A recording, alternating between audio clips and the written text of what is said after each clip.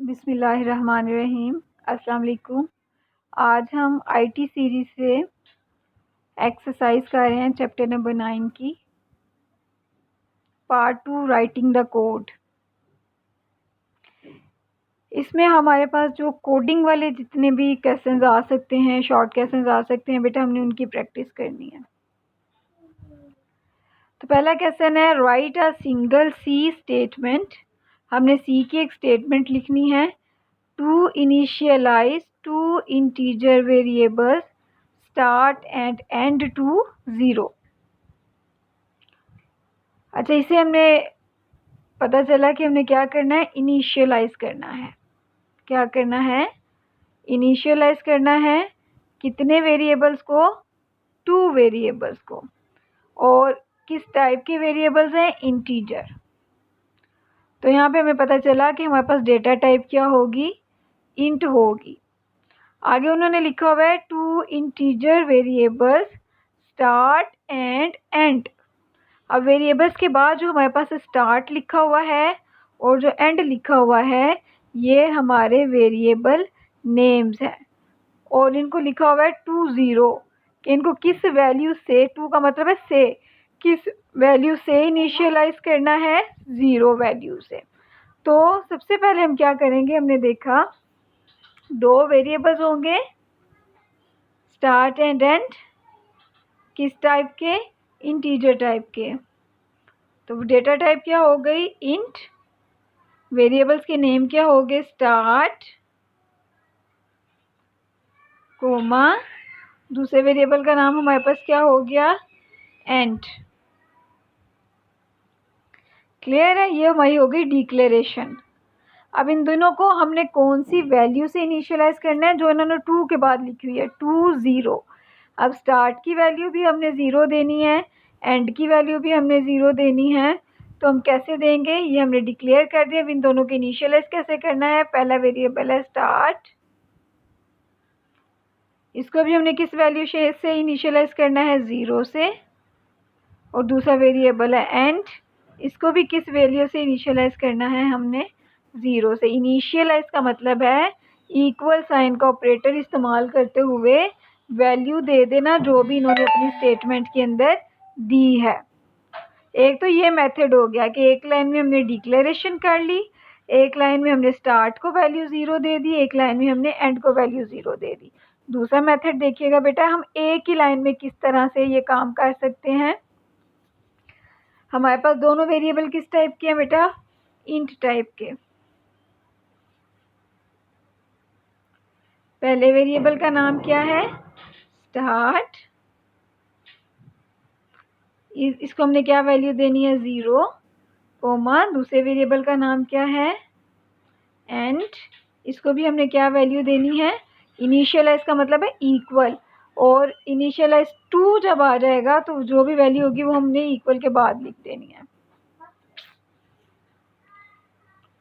तो int start equals to 0, फिर हम कोमा लगाएंगे क्योंकि अभी हमने दूसरी वैल्यू को भी इनिशियलाइज करना है। दूसरा वेरिएबल कौन सा है, एंड, और उसको किस वैल्यू से इनिशियलाइज करना है, इज इक्वल्स टू 0 से। ठीक हो गया। अगली स्टेटमेंट पढ़ते हैं, इनिशियलाइज 3 इंटीजर वेरिएबल्स। अब हमारे पास कितने वेरिएबल्स हैं, 3। उनको हमने क्या करना है, इनिशियलाइज। इनिशियलाइज का मतलब है इक्वल के ऑपरेटर की मदद से उनको कोई वैल्यू देनी है। ठीक है, इनिशियलाइज 3 इंटीजर वेरिएबल्स नेम्ड। पहले वेरिएबल का नेम्ड का मतलब है पहले वेरिएबल का नाम क्या होगा, test1। दूसरे वेरिएबल का नाम क्या होगा, test2। तीसरे वेरिएबल का नाम क्या होगा, test3। ठीक है, यहाँ तक हमें क्या समझ आया कि 3 वेरिएबल्स हैं, test1, test2, test3, और तीनों की डाटा टाइप कौन सी है, इंटीजर। और अब हमने इन तीनों के साथ करना क्या है, हमने इनको इनिशियलाइज कराना है, कोई वैल्यू असाइन करनी है। अब इन तीनों की वैल्यूज़ क्या हैं, ये लिखी हुई हैं वैल्यूज़ 76, 92 एंड 85 रिस्पेक्टिवली।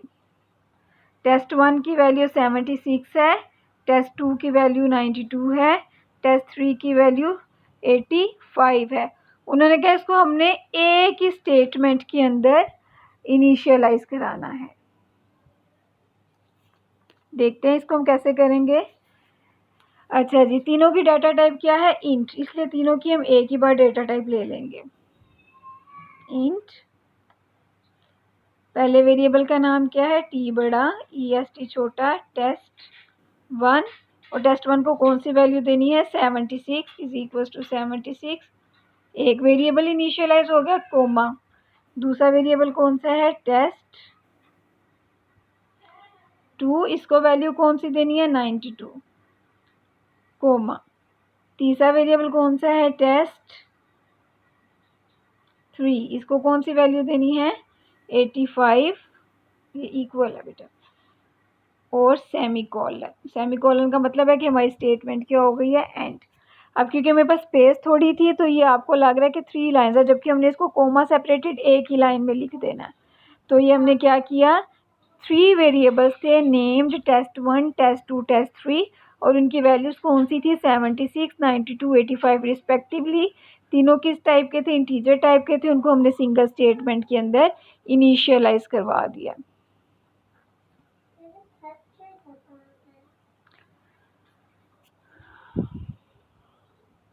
अगला क्वेश्चन देखें। राइट ए स्टेटमेंट, हमने एक स्टेटमेंट लिखनी है टू डिक्लेयर, जिसमें हमने क्या काम करना है? सिर्फ अभी तक क्या करना है? हमने डिक्लेयर करना है एक इंटीजर वेरिएबल को। डाटा टाइप कौन सी हो गई? इंटीजर। वेरिएबल आई, वेरिएबल का नाम क्या हो गया? आई, और उसको इनिशियलाइज करवा देना है टू 10। जब भी 2 आएगा इसका मतलब है कि ये क्या है? 10 की आई की वैल्यू है। तो इसमें क्या करना है? Write a C statement to declare an integer variable I. एक इंटीजर टाइप का वेरिएबल है आई, उसको डिक्लेयर कराना है, और साथ ही क्या करवा देना है? इनिशियलाइज करवा देना है टू 10। इनिशियलाइज करा देना है, उसको वैल्यू असाइन कर देनी है, कौन सी? 2, 10, 10। कैसे करेंगे? वेरिएबल का नाम हो गया आई, वेरिएबल की डाटा टाइप होगी इंटीजर। इंटीजर आई, इनिशियलाइज का मतलब हो गया इक्वल साइन, और वैल्यू कौन सी है हमारे पास? 10। दैट इज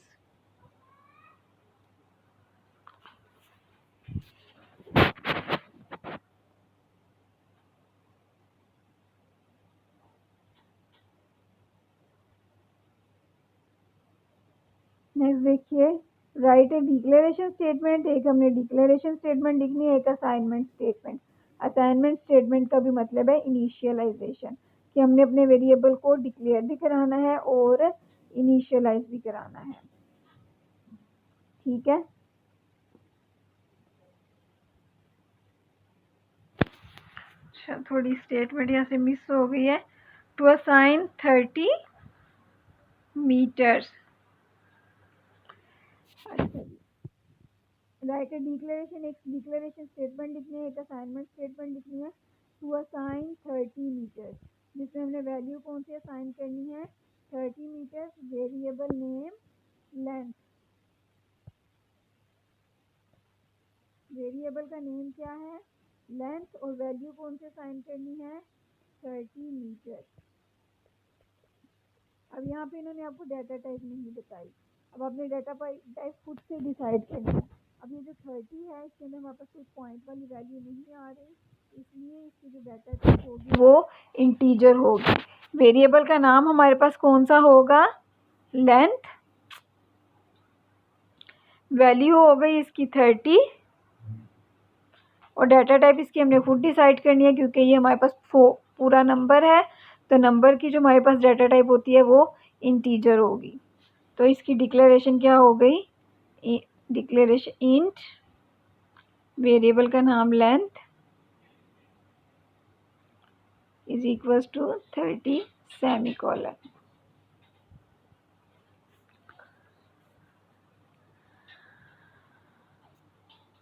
नेक्स्ट देखिए, डिक्लेयर टू इंटीजर वेरिएबल्स। दो वेरिएबल्स हैं, दोनों की डाटा टाइप क्या है? इंटीजर, और वेरिएबल्स के नेम क्या है? n1 and n2। सिर्फ हमने क्या देनी है? डिक्लेरेशन स्टेटमेंट देनी है, इनिशियलाइजेशन नहीं करनी। डिक्लेरेशन में हमने सिर्फ क्या बताना होता है, डाटा टाइप और वेरिएबल के नेम। डाटा टाइप कौन सी है, इंट, और वेरिएबल के नेम कौन से हैं, n1, n2।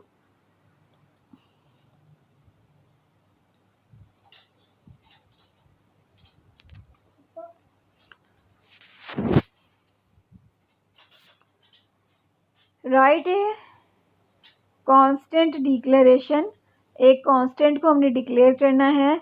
Give the name पाई, उसका नेम कौन सा देना है, पाई, और उसको वैल्यू कौन सी देनी है, 3.142। कांस्टेंट डिक्लेरेशन हम दो तरीके से कर सकते हैं, डिफाइन प्री प्रोसेसर डायरेक्टिव में, दूसरा कॉन्स्ट के कीवर्ड की मदद से।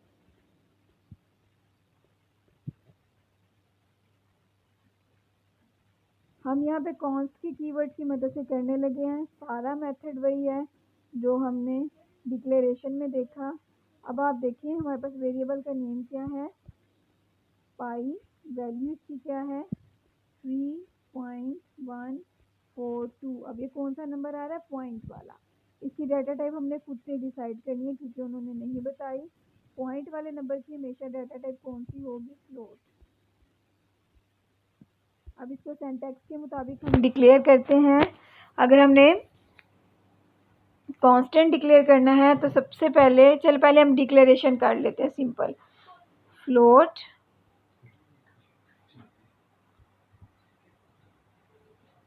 वेरिएबल का नेम यहाँ पे पाई लिखा हुआ है, यही नाम देंगे, कैपिटल स्पेस थोड़ी, इसकी वजह से मैं नीचे वाली लाइन पे जा रही हूँ, नहीं तो ये एक ही लाइन पे आना। वैल्यू उन्होंने कौन सी दी है, 3.142 semicolon.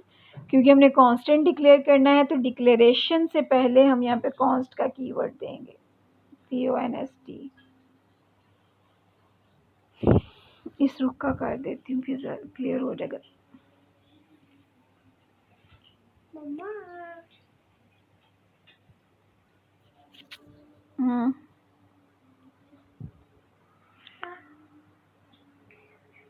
const float pi is equals to 3.142 semicolon.